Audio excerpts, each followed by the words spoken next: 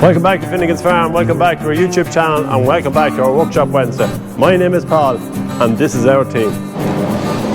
Hi, I'm Sean Keogh, and I'm the apprentice mechanic. Hi, I'm Mick, and I'm the mechanic. Hello, I'm Marco, I love to weld.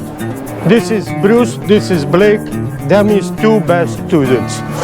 Well, what's the story? I'm Kieran Russell, I'm the apprentice mechanic.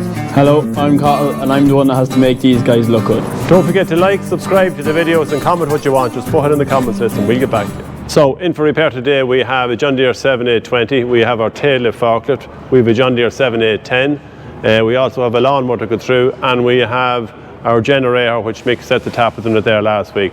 So, we also have a bit of a reveal. It's our new McHale Baler, which we purchased. After putting a sticker on it there, it's ready for road. We probably will do a preview on it in another video, but we also had to put a control box into the case tractor for the McHale Baler. So two things there before we get started. We have a tractor run here, the Barra House and Killeen annual tractor vintage run taking place here on the 5th of June. A great day out for all the family. We got this has come in there from Bob O'Mara, who is a YouTube fanatic there, and he watches Finnegan's Farm, really loves the Workshop Wednesday, so shout out to Bob there. We also have a reveal of 4220 there, and this is from Russell Fast Track, is going for demonstration there down to Farmerfield there, so you'll see that probably in some of his videos there. So best of luck with the JCB Fast Track there, Farmerfield. So just here now at the Perkins generator there, rocker cover back on, we have it running here. You just have to, you can feel the heat off there, and just after stopping it. Well, Mick, what was the? Just the valve clearances on it. Don't know whether they were tight. I think they were slightly, one or two of them, because the way the rocker system is set up, you can't get the feeder blade in. Yep. You have to back it off to get it in. We reset them all. Jamie Masson gave me the sequence. You set her up TDC number 1 compression. You can do 6 of the valves.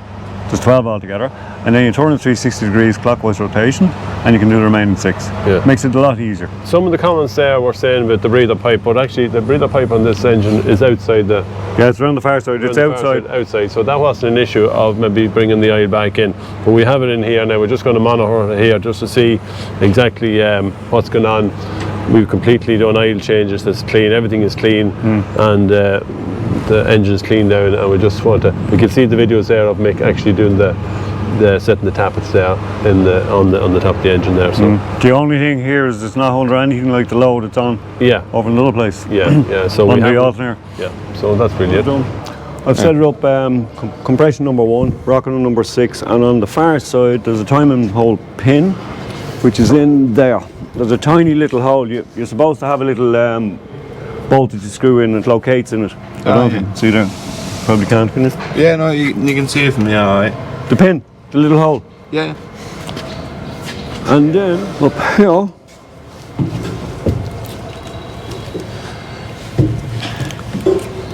check our tolerances. We can do 6 valves, I think, in this position. I just have to get which is which, and we're tight. As far as I know, that's exhaust. I'll check into that in a minute, but I can't get a blade in on any of them. So we have to make sure that each one that we're going to do is on top dead centre of the compression stroke, isn't it? No, there's a way you can do it. I'm getting it printed at the moment, where you set it up number 1, and as far as I know, we can do 6 valves. Those 2 plus the sequence. It could be that one there. Actually, hold on.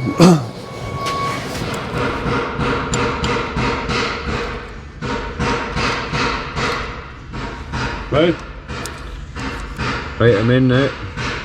Tighten it up. Too tight? No, that's it. Spot on. Yeah.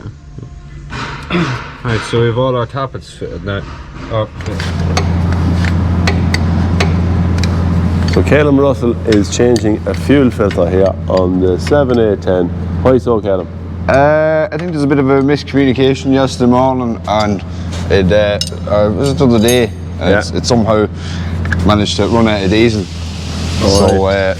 So fill it up with diesel is the easy part, but slight tendency on the 7810s when there'd be 1 or 2 bar in them that actually could be, you know, lower than the 1 or 2 bar. It could be closer to the... You get caught out fairly handy. Yeah, so you will get caught out with them. So we're going to change the primary filter here Probably full of dirt, we're not quite sure yet, but more than likely. Oh yeah, there we go. There's all the dirt. There's all the dirt there now. You can see it coming out of it, so absolutely full of shit. No. you can even feel it inside now. And shaking around, so you'll have to put another one on it anyway. Big shout out to the new cameraman here. What do you think of John B is the cameraman this morning. He came back from holidays just to take over. Fresh home from Spain or wherever he is. We flew him in specially for the camera. Look, he's even shaking with the camera. John, you may turn around yourself there for a sec, John. Direction is into the pump.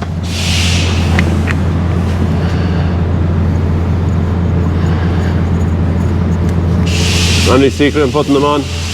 Well, there's a direction on it, 'cause there's a one-way valve in it, it's nearly certain, so yeah, just have to make sure you put it, say, from the tank up to the left pump. Right.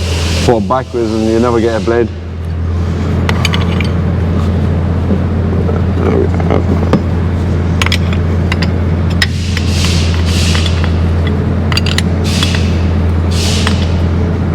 Jeez, I've all the wrong spanners today.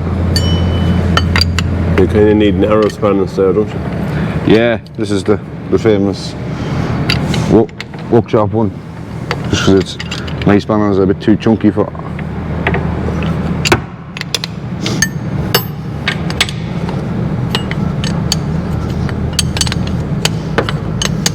Well, changing it's easy, but once you can get a blade, they're not too bad. But is it hard to bleed it? no, on this all you need is a 7/16 spanner, an 11, and it's here on the back of the filter. So we changed this one out in the field the other day because Mick had just brought out the one, but it got us going anyway, to say the least. But we still have to change this other one. So when it ran low on fuel, it would have done the primary and the secondary filter would have. yeah, well, I would have done the primary first. Yeah. And we had changed our secondary, but now we can change our primary and get it blade up. It was running a lot better after, but it was still coming under a bit of notions of just when you be climbing a hill or anything like that. Well, it was only in the rake, so it was under no real pressure as such. Yeah, you didn't notice it when he's in the field at all. It was only when you got onto the road is when you started coming under pressure with it. So I take this out now, and I can work my left pump now. Just make sure. Nice flow of diesel. It's only really if we change our secondary filter here that we'd actually have to bleed it, but it's still worth doing. It doesn't take 2 seconds to bleed it anyways. The 7/8s weren't bad to bleed anyway. No, They're relatively definitely simple. not. Yeah. Well, it's even simpler then in the newer ones. We have an electric lift pump. You can just leave the key on for a couple of seconds and fire it up straight away. You don't even have to open any bleeds, guys. Now, moment it's out now.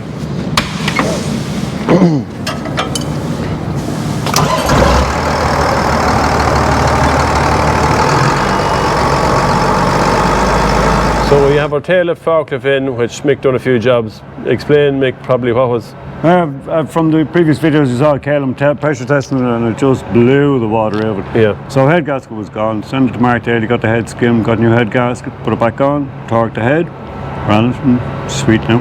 Yeah, sounds good then now, doesn't it? Yeah, all glow plugs and all were okay, all the injectors good. Yeah, so we just give it a quick wash there, and the lads brought her in this morning there, give the windows a quick clean there, and have it looking fairly okay. While we ran a coolant flush through it as well that Mark gave me. It's a mix, and it seemed to have cleaned out the cooling system a lot. Yeah. Okay. So Marco, what happened here? You have a bucket there. Must be you have big ass, huh?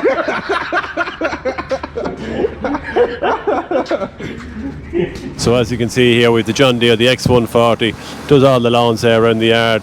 The blades need to be sharpened. We actually broke a belt on it, Mick put a new belt on it, and he done a service on it as well. So he lifted up here with the forklift, put the axle stand underneath it there for a bit of safety. And rather than take the blades off, because it was a bit of a job to do it, he just said he'd give them a bit of a sharpen. Weren't overly bad there, just put you got the flap disc there on the cordless grinder there, and just gave them a rub there. So just to sharpen them up and keep it. There was bits of wire wrapped around the rover as well, around the blades. So we took that off and just got the dewalt grinder there and sharpened them up, so it's good to go then. So we have the gear stick out of the 7820. A little bit of stripping, I'd say, was it, to get it out? Yeah, I was quite surprised. I thought it wouldn't be half the much to do, because you can't take the top piece off of the panel on these tractors. You have to drop it from the like down to the bottom. So you end up having to take the whole lot out. And our wires, well, I'm after cutting them now, but just on this rejoiner, it was after breaking. So you could be pressing the button to go down the splits, and it wouldn't go down at all. And you'd rattle the lever, and all of a sudden it could go down 4 splits at once nearly. Right, so it was getting a bad signal, it was getting a signal and not getting a signal, that's what was going on. The wires were...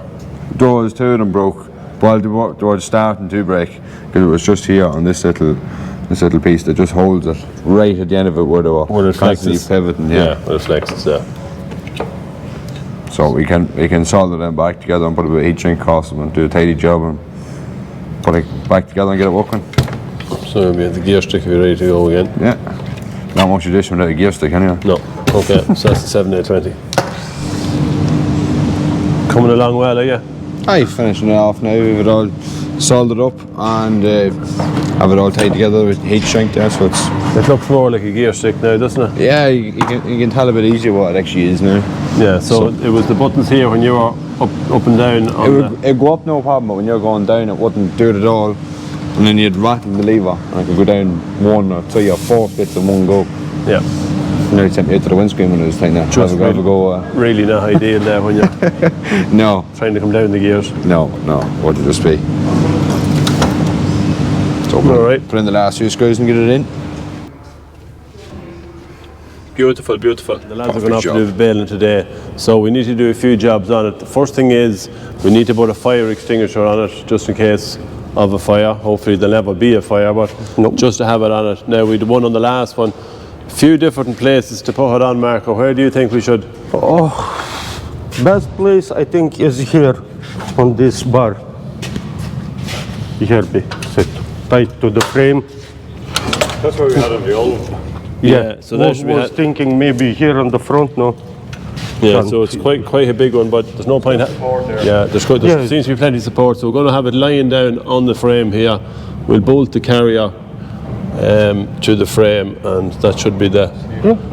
See how it goes anyway. The other thing then is obviously when you get a new baler, new control panel, different brackets on the back of it. So we need to kind of have something that's fairly user friendly and fairly adjustable, because the hubbles will be given out, won't you, Marco? We'll probably be given out anyway. Anyway, yeah. So we'll have a look at the cab here. What do you think is the best option? I think put on them balls.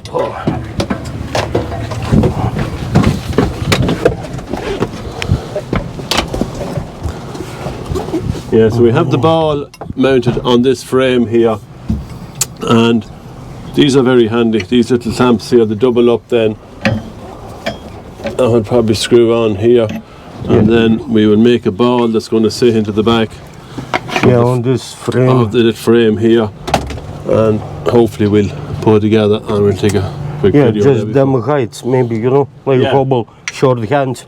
Yeah, so he needs to have perfect. He can't even have it 100%. So that might be the handies. If you have any comments on what you do with control box and that, because they can be a nightmare, because it might be coming off this tractor and we could go onto the John Deere tractor, so we kind of have to have something that's fairly adaptable for all tractors. Yeah, all tractors is different frames or brackets, so try to put all be the same. Yeah. Just take box from one, put another one. Anyway, we have to get it on. He needs to get in. Oh, yeah. Finger out. So the moment of truth is going to keep hobble happy. Okay, come on, let's try it.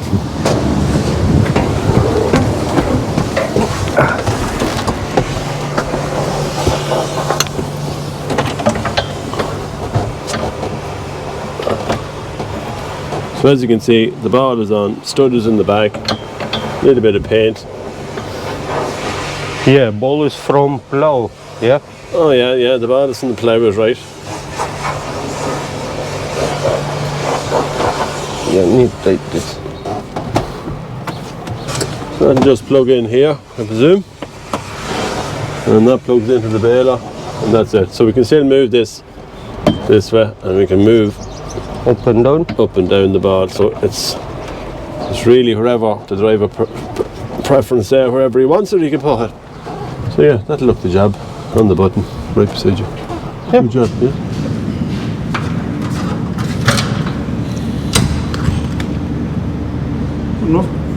Good enough. Yeah. Take it out, put it up, or tighten the bolt and then we'll put it. Maybe extension now. The wheel is in the way at the minute, but once in the working position, the wheel will be down out of the way. So for easy accessibility, you can easily grab it here. So before the baler can go to work, we need the all-important sticker here. It will not work unless the Finnegan sticker is on it. So not the simplest to put them on at times. The credit card there is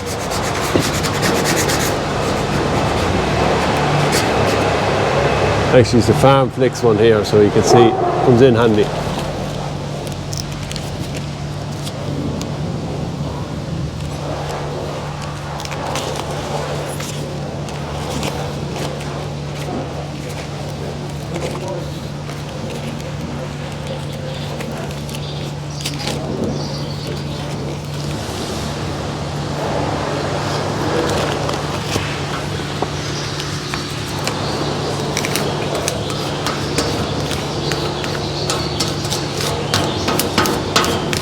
There we go, looks the job. Everyone thinks that's simple to put on, but I can guarantee it's not. So that's it for this week from Finnegan's Farm. Don't forget to like and subscribe to the videos. They won't cost you anything, and you will get a notification on your phone there when the videos come up. So from everyone here at Finnegan's Farm, we'll talk to you all next Wednesday.